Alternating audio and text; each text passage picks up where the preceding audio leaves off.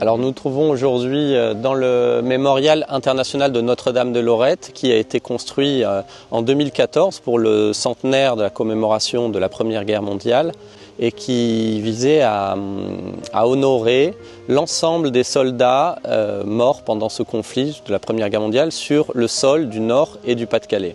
Toutes nationalités confondues, toutes religions confondues, regroupées en un seul geste, une sorte de monument pacifiste et en même temps une forme donc de fraternité posthume au moment où on construit une Europe, de réunir ensemble par ordre alphabétique allemands, britanniques, français et près de 14 nationalités, néo-zélandais, australiens, indiens. Il présentait à l'époque une liste de 599 514 noms, si ma mémoire est bonne, à epsilon près.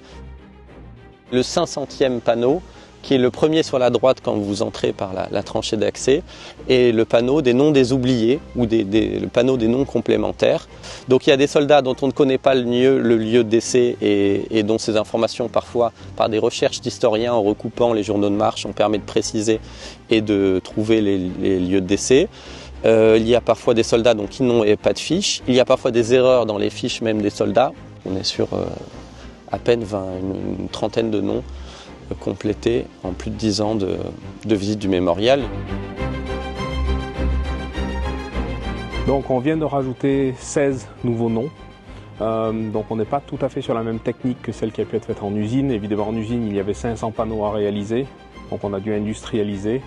Là on a dû adapter la technique pour le rendre certes plus artisanal mais beaucoup plus compatible avec une intervention sur site qui évite les risques liés notamment au transport de panneaux. On réalise que derrière chaque nom, il y a une histoire.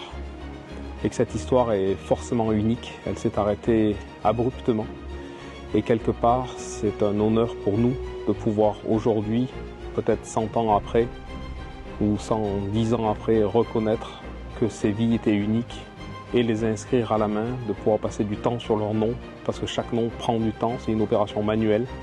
Et on peut commencer à se poser des questions sur qui était cette personne.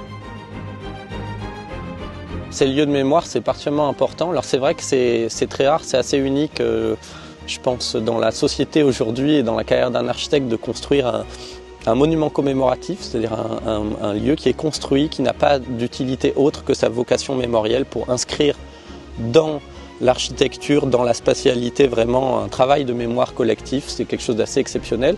Et par rapport à la région Hauts-de-France, c'est aussi un geste très important qui vise à réinscrire, entre autres dans la mémoire internationale, dans la construction européenne, je l'ai dit, mais aussi dans la mémoire française, le fait que la région, donc Nord-Pas-de-Calais à l'époque, Hauts-de-France, a été un lieu profondément traumatisé et marqué par la Première Guerre mondiale.